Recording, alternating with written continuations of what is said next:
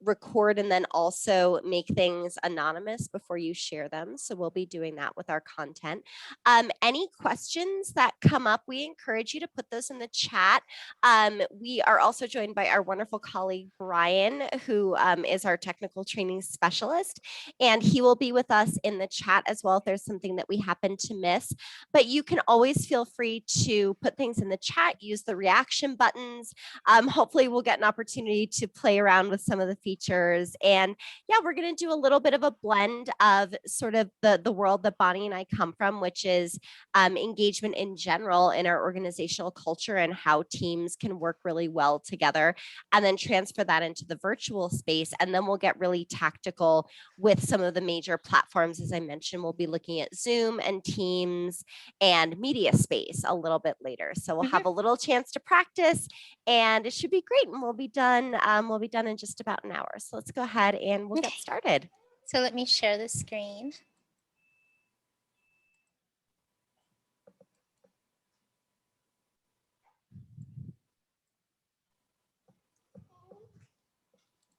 Okay.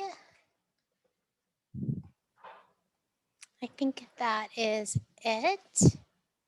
Okay, and we're good. Do you want me to start the recording?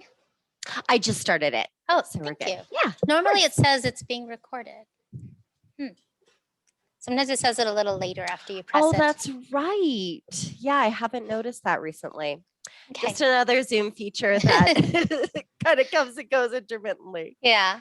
Okay, so let's get started. So we changed Zoom engagement to virtual engagement, productivity and engagement remotely. And these are your presenters. I have Kate and then myself.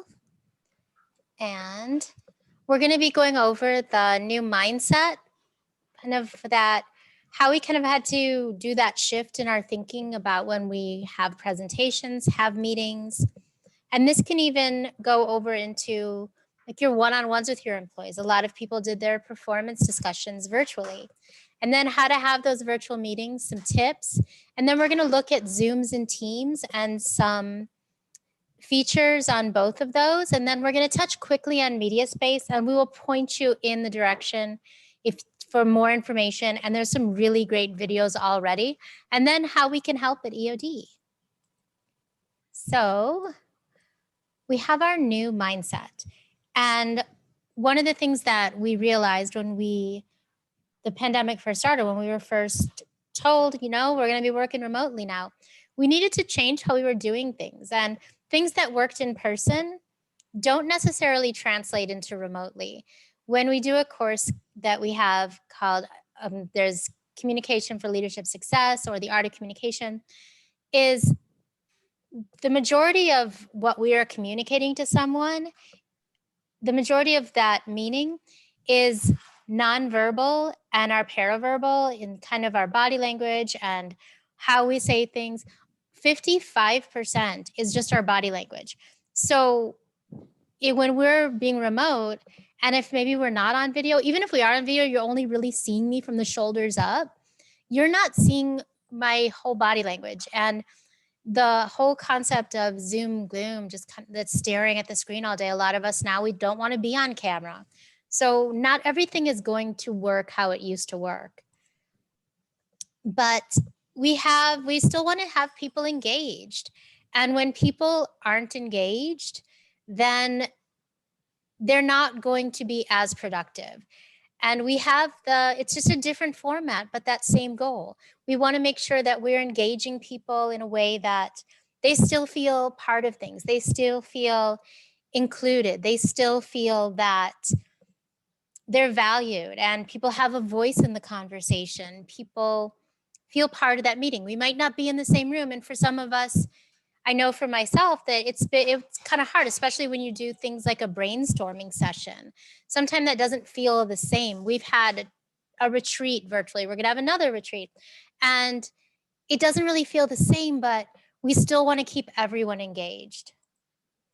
And when we made that transition, these were some of the things we had to think about. And I know right now there's a lot of changes. August 2nd, I think it is, that we are back full operations.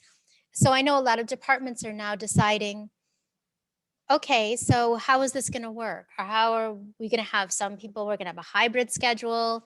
I know some departments are actually going to be remote. They're continuing remote until further notice because it really works for them. Some departments, maybe you have, like I said, that hybrid schedule, maybe some are coming all the way back. But we need to make sure that we're still thinking about these kinds of things. Do we have the technology we need? Maybe have those virtual coffee breaks. For some of the groups we work with, they'll say, you know, we just don't really feel that connection. Or I even worked with a department that was a brand new department and completely formed during the pandemic. They never even met each other. And I did a retreat for them, and they'd never even been in the same room with each other. So those virtual coffee breaks or those happy hours can really make a difference. And if you can't do something like that at the beginning of a meeting, give people that time to just, you know, how are you doing? Catch up.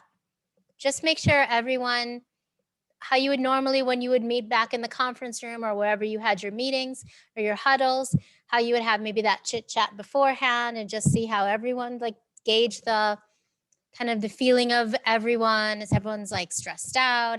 Everyone doing? Maybe someone's birthday, maybe it's something personal going on that they want to share. But give those few moments if you're not able to have those virtual coffee breaks. And try and have those daily or weekly huddles with your team. I know we're really, really busy, but for those departments that you're still continuing to maybe work in that hybrid mode or you're still going to be working remotely, just try and have those check-ins. I'm not saying schedule for like a whole hour. It could just be for like 10, 15 minutes and just say, okay, let's just check in. If possible, in your home, I know this is really difficult for some people because the open concept home is what is probably like that's what everyone wanted, the open concept. And I read an article in the New York Times that said after the pandemic now, people do not want an open concept home. They want their own space. They're tired of being in a room with everybody. But if you can, have a dedicated workspace to work in. It could be just a little corner or something, but make it that dedicated space. Use online collaboration tools and really take advantage of them. And hopefully you're going to maybe learn some things about Teams or Zoom that you didn't know about that might help you. And get ready for the day.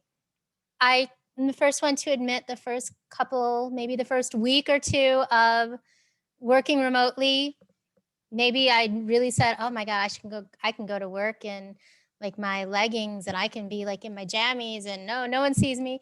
But after a couple weeks, I realized you don't feel as productive. Well, I didn't. And you kind of miss that your commute you maybe used to have. That was like your time where you could just kind of decompress. So take that time and get ready for the day.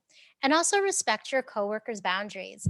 A lot of us had kids at homeschool. Some of the schools are maybe going to continue this way. And so respect their boundaries. And maybe rather than just all of a sudden sending someone a Zoom invite, maybe text them or send them a message in Teams and say, hey, do you have time right now? Because we all have different things going on. And I'm going to hand it over to Kate now, who's going to talk about virtual meetings. Wonderful. Okay, so this is our first chat activity. So in 30 seconds, as fast as we can, I just want everyone to say the first couple things that come to your mind. Doesn't even have to be a sentence, but fill in the rest of the sentence starting with virtual meetings are. And let's see how people are feeling on a Thursday, 1 p.m. What's coming to mind? Okay. We're already seeing a big diversity of responses. I see a great break from being alone all day. Rebecca, I can really relate to that. One saying time saving. Absolutely. I no longer have to trek across campus. Can be awkward. Yes, Sherry, especially the beginning when we're all getting our mics and you're on mute. Sorry. They can be long. It can be hard to know when to speak. Stacy says they can be boring. Hopefully, Stacy, we can help you with some tips that we can share. Teresa says preferred. They're effective. They can be quiet, super efficient, too long, and too frequent. Yes, Tony, that is a key there. Fabiana says tedious. Get scheduled back to back and you can't get to the restroom. I was just reading an article that says, and actually we've got some research around how the ideal length for a meeting. And unfortunately, even though ours is an hour, this is not ideal. But I was just reading that one tip that we haven't included because I just read it is to start meetings 10 or 15 minutes past the hour and to break it up into 35, 40 or 40-minute chunks so that because that's the tendency, right, is to fill our schedules. And I think that's one of the things that, when we had to build in our travel time for meetings, we wouldn't do that because we would say, oh, it's going to take me 15 minutes to do that. So we want to encourage you, put yourselves back on the schedule, even especially as we navigate this new transition, that's going to be really important. So we definitely can see a lot of different responses to our virtual meetings. And that's pretty much what we've been hearing over the past 15, 16 months. So let's move ahead to the next slide. And tell us, just again, another couple of things, and this might be some of the same things, but what makes virtual meetings difficult? When you have a virtual meeting that doesn't go well, what are some of those contributing factors?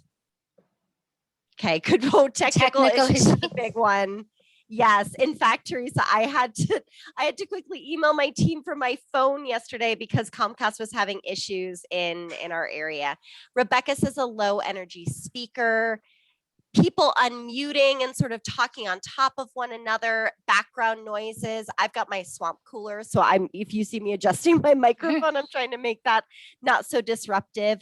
When it's obvious people are not paying attention, people not engaged, the big one, internet issues. Yeah, absolutely. So there's a lot of reasons. And the good news is some of these are within our control. Sometimes, I can't control, unfortunately, when Comcast gives me the unfortunate text message that they're going to be doing cat jumping into camera. I like that one too. I kind of like that sometimes. But I always have a dog barking in the... My dog does like to make an appearance, and my 6-year-old many times. I've conducted many a virtual meeting with him sitting in my lap or kind of me trying to hold him at arm's length. So there are lots of factors, some within our control, some a little bit outside of our control. So let's move on to the next slide, and we'll talk about some of the things that Bonnie mentioned. I'll just go through this really quickly. But we really talked about the difficulty of not having all of those messages that we rely on. As humans, we're always sort of scanning our environments and other people to find out, do I belong? Am I safe here? Am I included here? And those were always kind of challenging issues in everything from meetings to just sort of really colloquial, kind of hallway conversations. But that became even more challenging when we moved to this remote, very flat, sort of way of communication. And I think one thing that was really surprising to a lot of people is how draining it is to be on Zoom all day long. I don't notice that as many people sort of talked about, but it is really tiring. It's tiring for speakers. It's funny, our team just recently switched to a new vendor for a personality assessment that's all about our preferences in the workplace. And this assessment not only talks about our preferences, but it also talks about our perceived need to adjust. And so that is, what's our environment telling us we need to do more of? A lot of us are very strong, energetic collaborators, very enthusiastic. And what's interesting is that our reports all showed that we need to be even more in that way. So we're really contending with a lot of this. And I wouldn't be surprised if other people feel the same way, that they feel like they have to, over emote or things like that, because the reverse of that, we really notice, and it has even that much of a bigger impact. We talked about being susceptible to technical glitches, misunderstandings, right? I'm not trying to step on your toes, Bonnie. I just happen to unmute at the same time, but it can really lead to some misunderstandings and those interruptions, right? And if it happens over and over, that's something that can lead to some tension.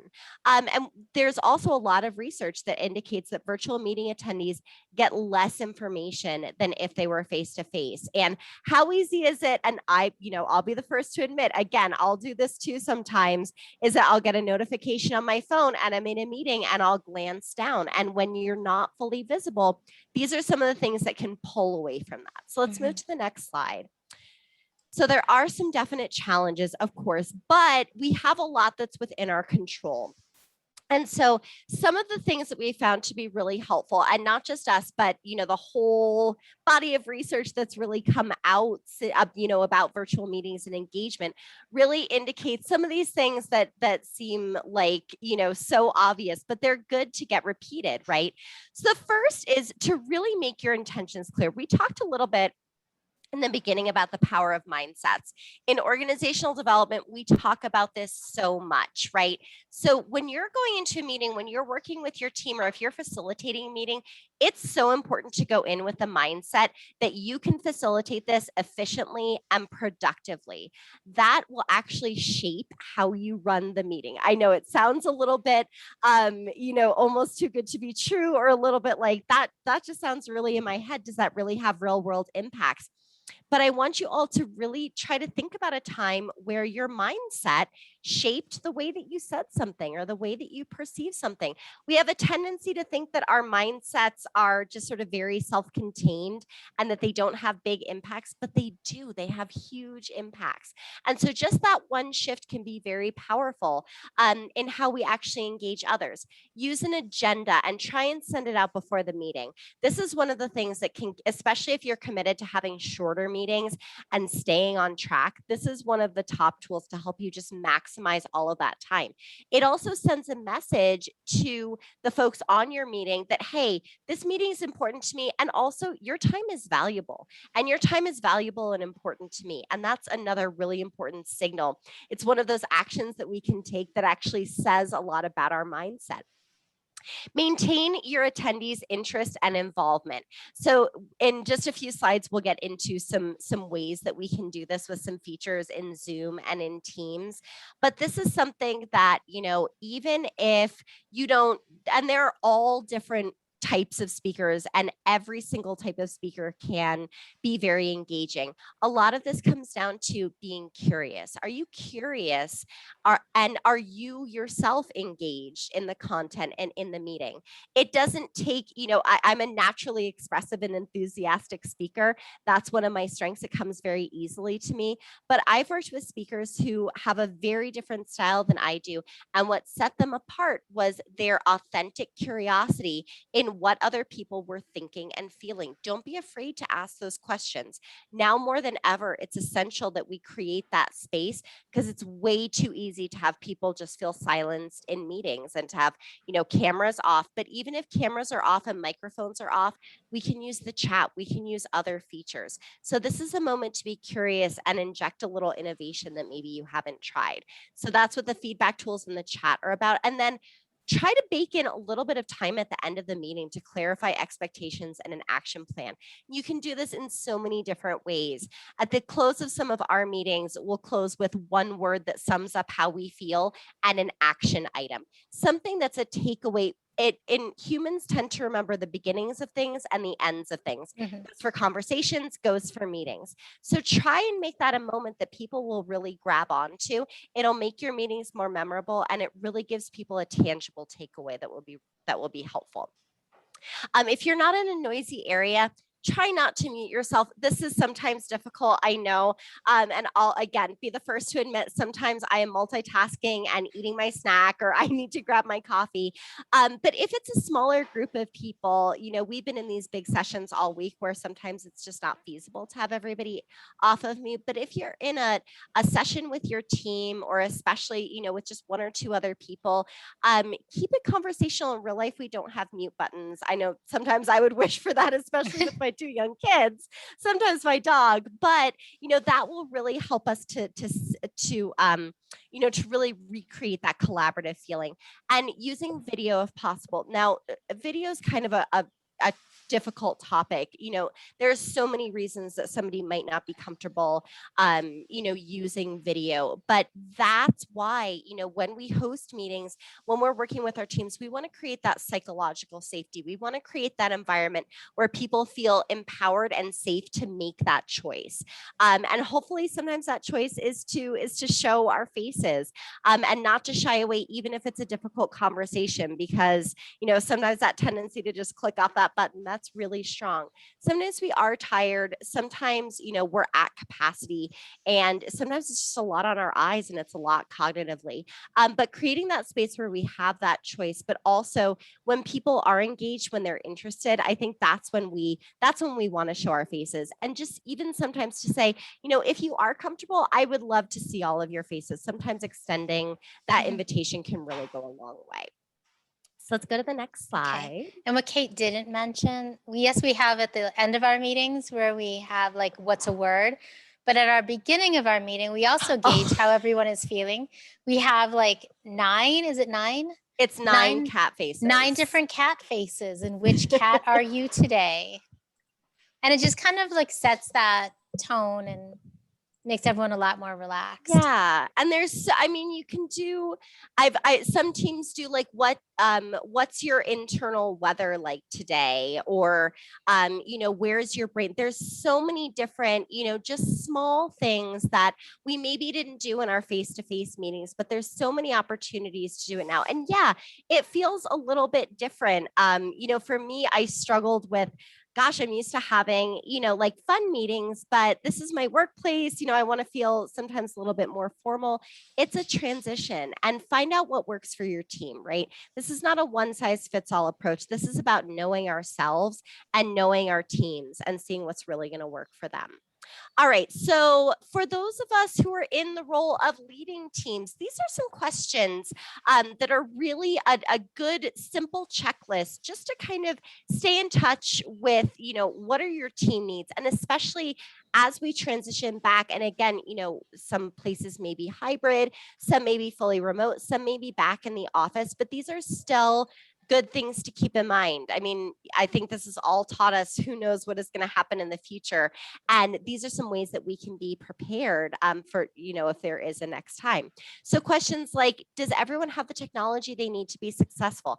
Not making assumptions, right? We've all been on Zoom, but this week I've been in sessions with over, 200 attendees. And there have been some things where I've said, well, I've never seen Zoom do that before. That's an issue I've never encountered. So not making assumptions that everybody has the same fluency and familiarity with Zoom, and making it a safe space to say, you know what, I would love some more resources, and that's fine. Do people know where to find resources? If you're in a management position, it's one of the most beneficial things that I think our supervisor has done for us and other people in our division is said, here's a bunch of resources, take the time that you need to really upskill in this area. And so removing any sense that people would have that it's, bad or shameful not to be experts in this. We all went through this moment where we all had to upskill together, but we're going to continue doing that, right? Virtual meetings are not going away. And so again, remember to be mindful and not, make assumptions about, oh, we've all been on Zoom for a year. Well, not everybody, and not everybody has been comfortable that same time. Making sure everybody has a voice. So this is something Bonnie and I are super passionate about, inclusion and access. Do we have things that are available to people in different formats? We're going to be closed captioning, recording, and making sure that all of our information is accessible to people if they need it in different formats. We've had many things come up, everything from Spanish language translation to folks who needed assistance with either sign language interpretation or closed captioning. And so it's really, brought, and I'm glad for that inclusion. So really front and center for so many of us. And part of that is making sure that everybody does have a voice. Access and inclusion are going to continue to be really critical issues. So consider thinking about, for your department, what are the technical expectations that you have for everybody? Maybe creating a resource page and an FAQ, and establish ground rules at the beginning of the meeting. This is a simple step that I think is really easy to overlook, but sometimes, we find, and in our work sometimes with other people, we find that expectations aren't being met. And then we'll say, well, have you ever said to anybody, this is how I want meetings to go? And sometimes the answer to that is no. So again, making sure that we're actually saying that, and that gives us a strong foundation to move forward. Let's go ahead and move to the next one. All right. The key is you don't have to be the expert, right? None of us went home and turned into, sort of information technology operators and CTOs overnight. But you should know where and how to access expert help. And being at UNM, we have that help. We have that support. I sat in on a wonderful session yesterday with our IT leadership, and they were so clear and so transparent about the resources that are there. We just need to know where to access them and how to be a great resource. So let's move to the next Okay. one. So next are some tips for our virtual meetings. So we're going to talk about what's the right number of people. Make sure you start and end on time. Especially, I know, like Sherry said, meetings back to back. And a lot of times you'll have those meetings back to back and you're like, oh my gosh, I haven't even like gotten a drink of water. Like how you even said, I haven't time to go to the bathroom or anything. So make sure that you start and stop on time. Schedule the right amount of time for a meeting. Assign meeting roles in advance, especially if it's just your usual staff meeting or your typical meeting you do every week and everyone's pretty aware of what their role is, then maybe you don't need to do that much. But if you're in a meeting where you want someone to take notes or you want someone to make sure that they do something else or this person is going to share the presentation, set that up in advance. Don't do it right then and there. Have an agenda. Even at our weekly team meetings, we have an agenda for them. It's always the same, but at least we have that agenda. And then you could also say to someone, well, can we add this in? And if you can, this isn't on here, but try and send that agenda out in advance. So if people do have something they want to add to it, they could do that. Allow time for that wrap up and clarify the takeaways and assignments. That's such a crucial point. When we were in person, maybe I had a meeting and afterwards I went back to my office and I thought about something and maybe I had a couple questions. So I could just scream across the hall, which we did a lot in our office, or I could see Kate in the hallway and say, Kate, in the meeting, when you said you wanted me to do this, is that what you meant? And then we could clear that up right then and there. In a virtual meeting, we leave our meeting on Zoom or we leave our meeting on Teams, we go back, I have some questions, then I got to call another meeting. Then I got to start sending some emails. So when I've been working with managers on like having one-on-ones virtually, how to do performance discussions virtually, how to have those difficult conversations virtually, or even just having a meeting virtually, you can never ask too many questions. I would rather have someone ask me a ton of questions at the end of the meeting and just saying, just to be clear, this is what we decided. And know that everyone knows exactly. That creates accountability. And it's just a really important step in those meetings. And then some tips for maintaining that progress. Check attendance. I know we don't, large meetings, sometimes we forget to do that, but make sure that the people who were invited are there. And if they're not there, send out that quick invite people just to make sure. Maybe they forgot about it. Have people introduce themselves if they're not on camera, especially if it's a meeting where maybe it's not your office. I know we do a lot of facilitations, and a lot of times we don't know who a lot of the people are, so it's always great. And I love this one. Silence does not equal understanding or agreement. Ask if you're unsure. Just because someone is quiet doesn't mean like, oh, they didn't say anything, they're totally on board with this. Maybe they're not. But if you don't ask, then you're not going to find out. And don't let side conversations get out of hand. As for those of you who've done a disc, as a very strong I, sometimes this can happen. But that's why I say at the beginning of the meeting, maybe open up the room a little early so people have that time to just be like, oh, hey, how's it going? How's your new dog? How's this? How's that? And then you're not going to have all those side conversations. And then restate for understanding. This is really a part of that. Kind of if you're in person, we can have that instant feedback. So if you said something to me and told me maybe, you know, Bonnie, I want you to do this. And then I can say, okay, so this is what you're asking me to do. We have that immediate where you can say, no, that's not what I meant, or you missed this part.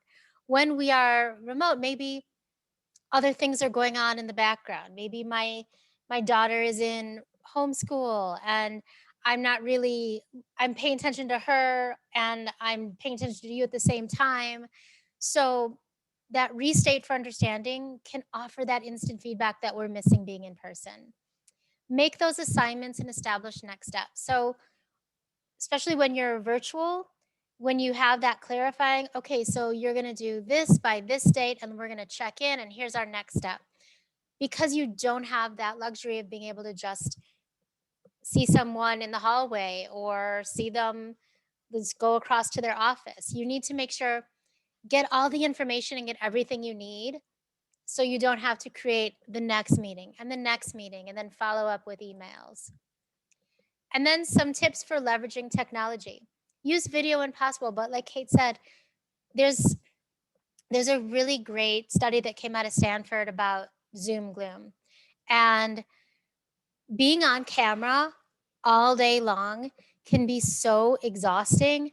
I know from my little 7-year-old who, when her school went remote, having someone stare at you the entire time, it makes you really exhausted. So if there is, I would say maybe at the beginning of the meeting, if you can be on video and just so everyone sees each other. But one of the things that I keep thinking that we need to maybe change in this presentation is that allow people that space. If they just don't want to be on camera, it's okay. But make that expectation. If you're not going to be on camera, please be participating in the chat and the feedback. And they can still talk and everything, but maybe they just don't want to be on camera. Also, test your equipment and applications in advance. We had this horrible platform we were using for Franklin Covey called Live Clicks, and we would test it, and it seemed like it was working, but I can tell you it did not work. No matter how many times we tested it, it would lose like an entire presentation. And so after that, I'm really like careful that anytime I'm sharing a presentation that has a video, is the video going to play? Is the sound on? So try testing things in advance. Open early so people can make sure that their stuff is working. I know sometimes you have like a meeting and you don't want to let people in the room until you're ready. But if you're doing something like that, work in those couple minutes so everyone can make sure their mics are working, their cameras are working. Record your meeting if possible and let people know you're recording it. And we're going to show you quickly at the end about media space. It's so cool about if some of the ways you can record your meeting. And use chat functions for people who might not want to speak up. During our first virtual ULead, we noticed that sometimes people who didn't feel comfortable talking in facilitations, when we would say like, oh, so what do you think about this? Does anyone have anything to add to this? Or have you ever had this experience? Maybe people that weren't so readily willing to put themselves out there were willing to do it in the chat. And it was very interesting thing that we all noticed, and how sometimes people who maybe they're not as extroverted as a style, if you, like I said with the disc, if maybe they are an S or a C and they don't really want to speak up that much, they're much more comfortable in chat. So use your chat function. And then think about your approach to this. And this was when Kate was saying that sometimes we look down at our phone, but this came out right like maybe 2 months into the pandemic, that they did a study that 65% of people are doing other work on a conference call. So 55% are eating, 25% are playing games or checking email, and 20% are online shopping. And probably those people who I had a meeting with on Monday or Tuesday were probably on Prime days doing their online shopping. But yep, so people, maybe they're not always paying attention. And that's where some of these tools like our feedback, a quick poll, maybe how many people has this happened to? Give me a check, give me a X, use that nonverbal feedback. So try and do some of those things. So evaluate your approach as your meetings are going or your presentations are going. If you notice people not paying attention or participating, try using some of these tips that we're going to do. So like we said, oh, this is the same slide, leverage your technology. So keep it positive. Be the host. Introduce people if they don't know people. Use positive language and reinforcements. Reinforce other people's contributions. This has been really important in not everyone being in the office together and being virtual. it's so much more important now to recognize people and to say, give that reinforcing feedback, because we don't have that instant feedback we have when we're face to face. We don't have someone saying, oh, that was really good, or you see their expressions. So reinforce others' contributions. Smile as you talk and stand if you can. I brought my standing desk home. So for me, I can stand when I talk, but if you can, if possible, stand. It gives you a little more energy. And if you feel like people aren't paying attention, and if you're asking things in the chat and no one is responding, I've been there and it's like super awkward, like someone said, but maybe use more inflection, more feeling words. Avoid zone out by calling on people occasionally. I've done this in ULead sometimes, and I've done this in some things. Try not to, don't like make people uncomfortable with it, but you could say like, oh, so-and-so, how do you feel about this? Maybe ban the mute button if you want to. If I'm in a small meeting, I usually do not have people have their self muted. If you're in a large meeting, yeah, like a lot of people, maybe like open it with everyone muted. Tell a story maybe sometimes. People make that emotional connection. Use visuals. Avoid using generics. Like if you just say, does anyone have any comments, any questions? A lot of times it's kind of like when I asked my daughter, how was school? Oh, nothing. What'd you do? Nothing. So be a little more specific. Like if I was doing something on communication, instead of saying any comments or any questions, maybe, so can anyone give me an example of how they're going to apply some of these tools and strategies? And pause and give people time to interject. I often talk about like pausing and that space of silence. I often say that we feel the need to fill every empty space with noise in Western society. And sometimes that just pausing and give people time to express themselves. Maybe they're going to think about something they wanted to talk about. And Bonnie, sorry, yeah, can I jump in really quickly? yeah. That's so important also, especially when you ask people to put something in the chat. You have to wait for people to do that.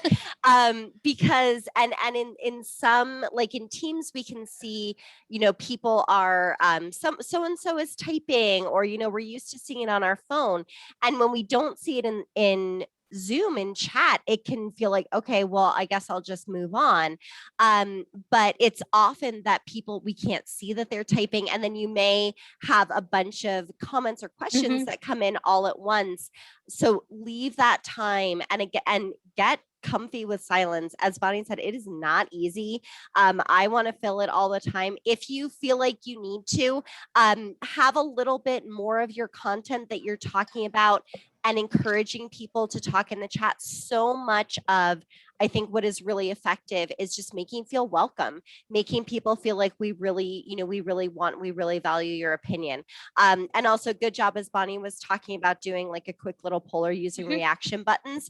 I asked people in the chat to give me a thumbs up in the reaction button, and 6 if you did. So thank you. Thanks.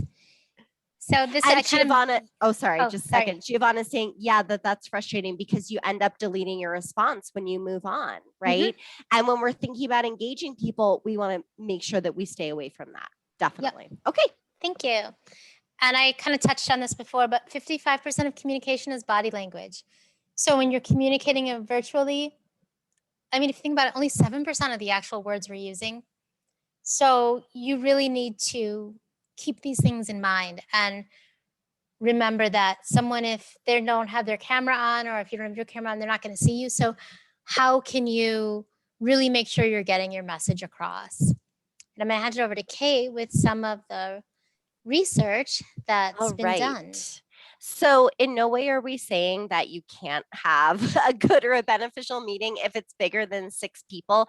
This is for when key decisions need to be made. And we see this a lot with folks who are doing strategic planning or even meeting with stakeholders, that we want to get everybody in the same virtual room right away. It's not that effective in person, and it's even not that effective in the virtual space. So just because we can have lots of people together doesn't mean we're going to do our best work. Now, there's so much value in doing what we're doing right now, having a webinar, having more of an open forum. There are different types of meetings. And so making sure that we are having the right folks in the right meeting is really important. Let's go to the next one. Okay, best time for a meeting, Tuesday morning at 10 a.m. We tend to be at peak productivity between 9 and 11 a.m. Of course, that's speaking very broadly, and not saying that we can only ever schedule all of our meetings only on Tuesdays, but be mindful and get to know the rhythm of your team. When are people, when do they have their most energy? We notice that the difference between having a team meeting on Monday morning and Thursday afternoon is like a completely different team. So get to know your team. Let's move to the next one. Best length for a meeting, we talked about this already, but it really is about 45 minutes. And so if you are scheduling back to back, that will give you some of that time. Remember, schedule yourself into your calendar as well. Let's go to the next one. Video, we've talked about this, but I think it's just interesting to see some of the statistics about it, that 70% feel it increases connectedness, which is something a lot of us have really been missing. And 74% of employees who use video like to be able to see colleagues' reactions. So again, just a consideration. We know there are, many other things that go into that decision. Let's go to the next one. Okay, Zoom. This is you. All right. So now we're going to get into some of the different features that we have and that we've been using a little bit. We're going to talk quickly about chat, feedback, annotation, polls, breakout rooms, and whiteboards. And we're going to go through this kind of quickly. But again, if you need to revisit this, you can always come back to our recording. So let's go ahead and move to the first one. So these were really quickly, these were the Zoom features. And these are some of the features in Teams that we're going to go through: chat, feedback, and breakout rooms. Exactly. Wonderful. Okay, so chat and nonverbal feedback. We've already talked about the importance of this. And I just want to go back to another key piece that's really important, which is that we can't assume that folks know that we welcome and celebrate and invite conversation in the chat. So be clear and say it multiple times. You can probably see some of the ways that Bonnie and I are kind of going back and forth as presenters, not saying that this is the only way or the best way to do it, but try to use people's names if they're comfortable with that. So, Giovanna saying this, or Bonnie, included this, that helps us feel like we're more connected together. And it also, I think, encourages people to speak up. Nonverbal feedback. So if everybody wants to just take a look at their reaction button, if you're in the desktop version, I'm sure you have it. If you're on the phone, it might be a little bit different, but go ahead and I'll give a love, because I love virtual engagement. You can just go ahead and if you want to give a little button or a little reaction, a celebration. And here's where it is. I love it. Thank you. And so, and it's actually down on the bottom now for me, Bonnie, with the latest update. Oh, okay. So it may be in a different spot for everybody, but yep, I'm seeing people have a lot of fun with this. And I love seeing it. It's kind of fun to see it pop up on your screen. It's engaging, it's inviting. And for me, it's actually right down on the bottom in the reaction button with a little smiling icon. But how it looks to the host or to the co-host is we just see all those little icons, so we can actually kind of see how people are doing. So that's a really nice feature when you're hosting meetings. Let's move to the next one. Okay, and you can also clear out all the feedback if you've got, Zoom seems like it's doing a little bit more automatically now, but if you ever need to clear it out because you're asking for yeses and nos, you can do that as well. You can clear it out individually, and you can do that by clicking clear all.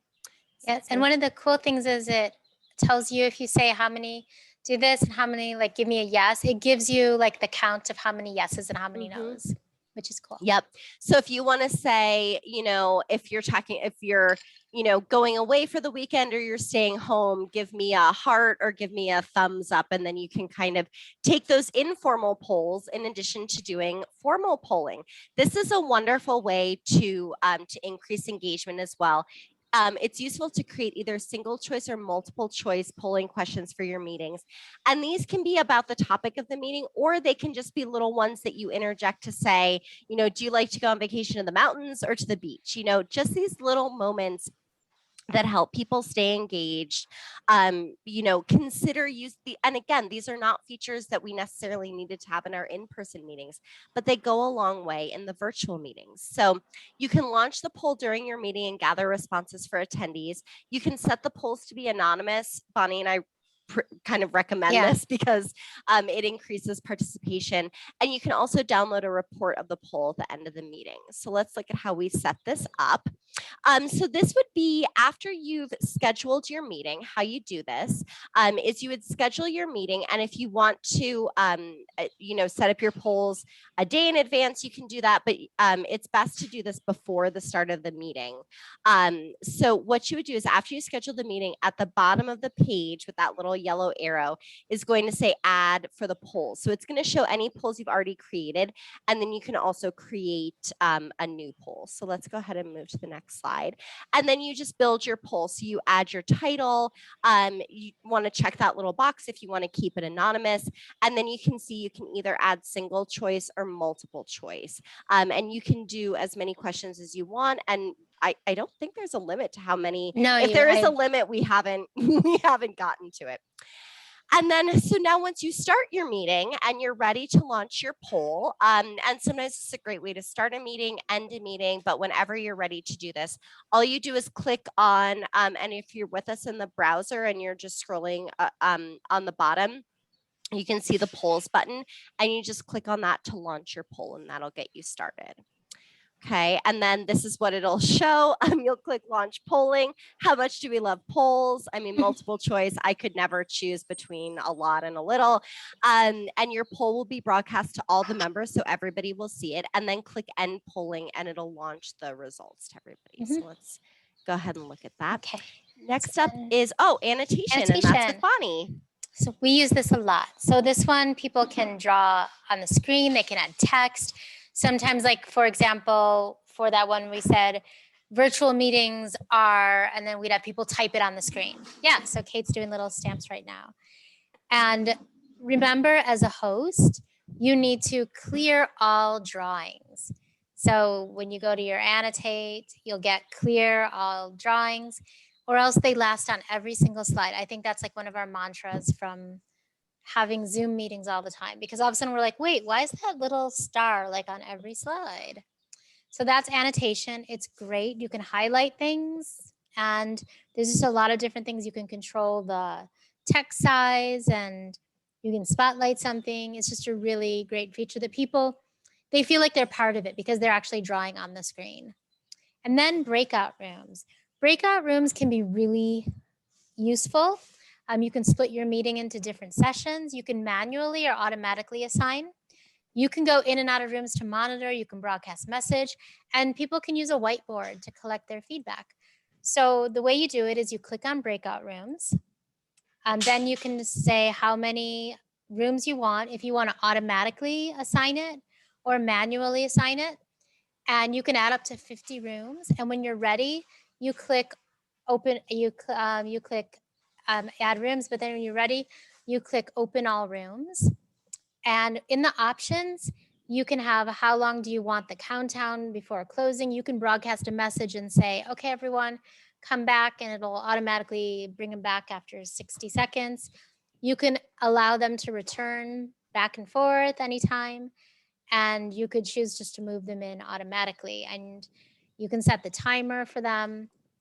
And then within the breakout rooms, you can use whiteboards. You can use whiteboards at any time as well, but I'm going to give that to Kate to talk about whiteboards.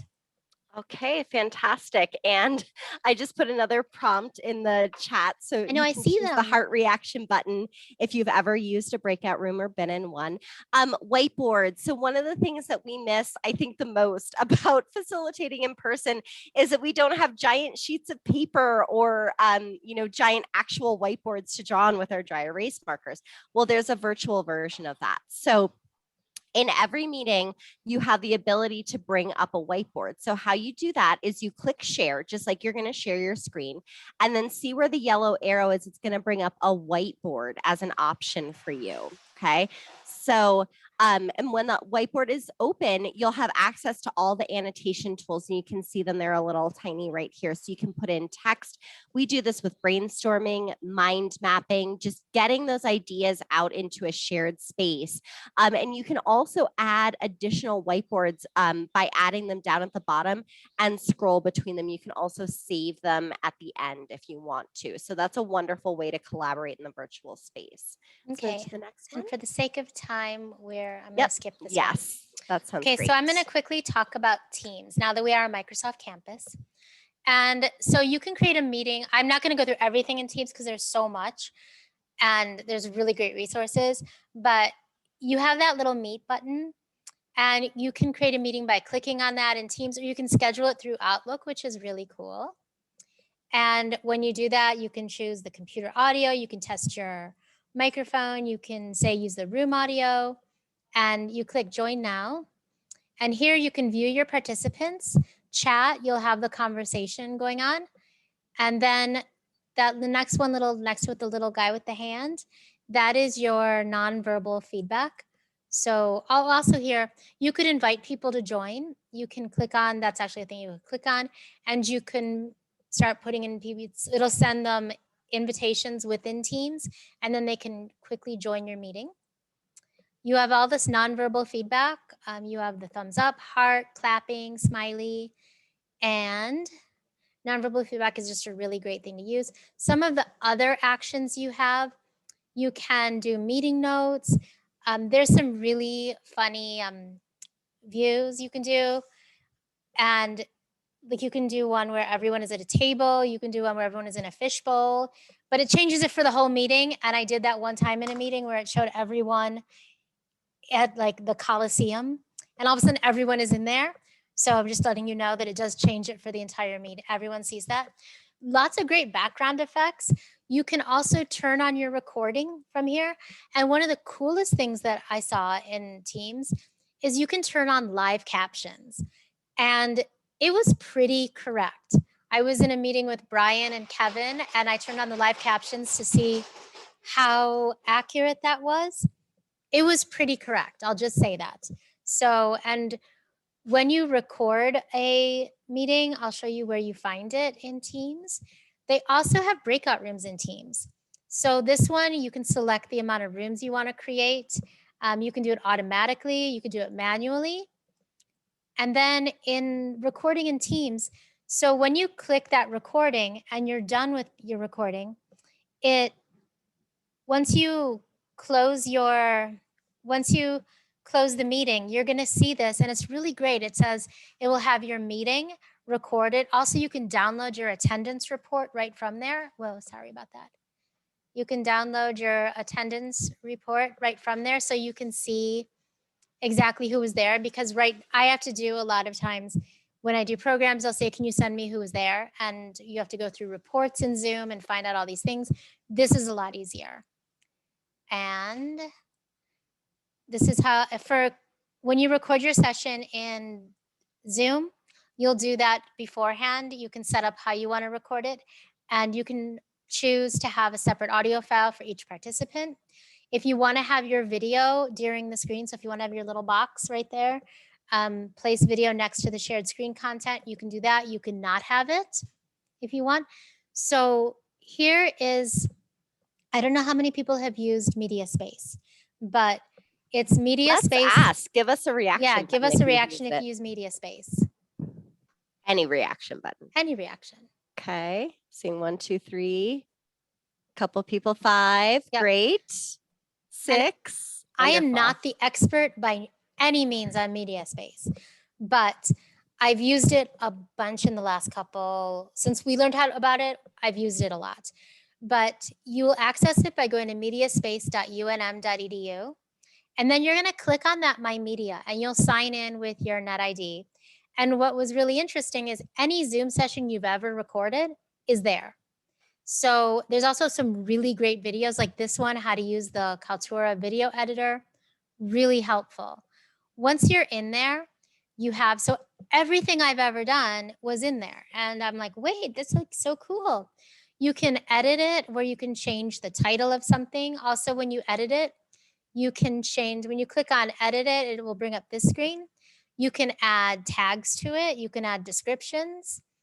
You can launch the editor from here. And another thing that's really cool about this is in this area here, when you have captions, one of the things with the captions is a closed caption editor. And it automatically does it for you. And you can go in and edit that. So you could say, no, that's not what I said. As you can go in and edit that. If you are sharing it with someone, all you have to do is send them a link. But one of the most important things you need to remember is you need to publish it.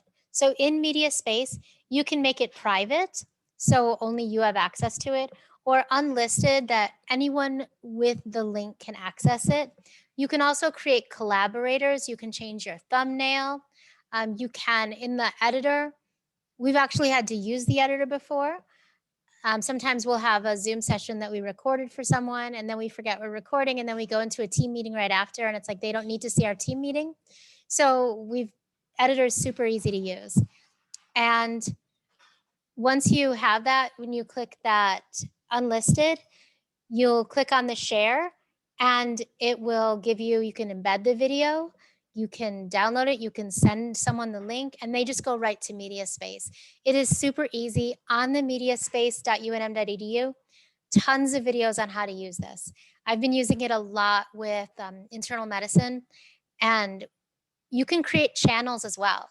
And I know that that's not 100% out there yet, but you'll be able to create channels where if you had a series of videos on like communication trainings, you could have all those videos in that one channel and you could share it.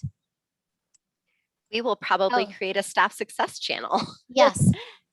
Okay, and I'm going to end it with Kate, who's going to talk about security features in Zoom. Yes, thank you. And I know some folks have to leave for 2 p.m. meetings, so we definitely want to thank you for joining us. We'll be sending out an evaluation over email.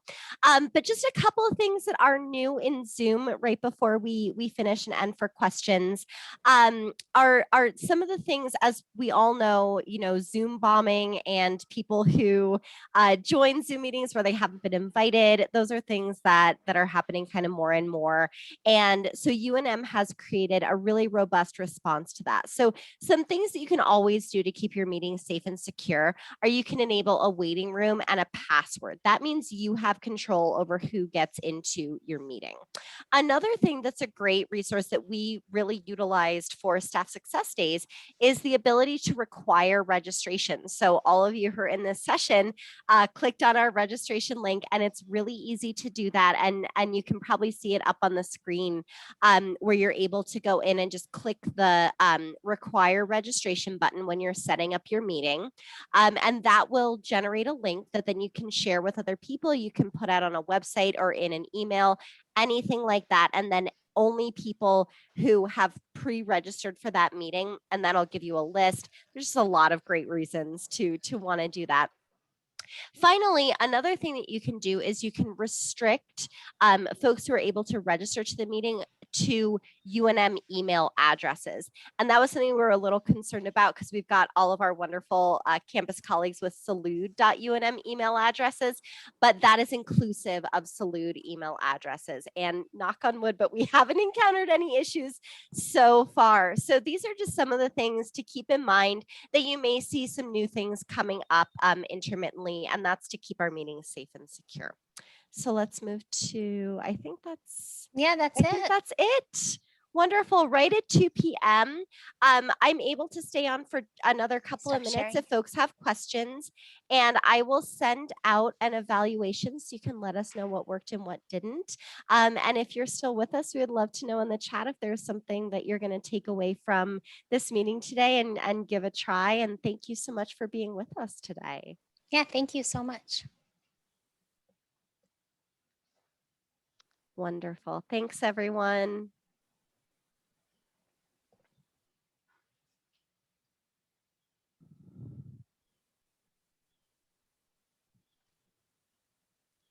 Yay. Okay, Bonnie, I'll send out that evaluation. I'm going to run to Cherie's session. Oh, yeah. Thank you.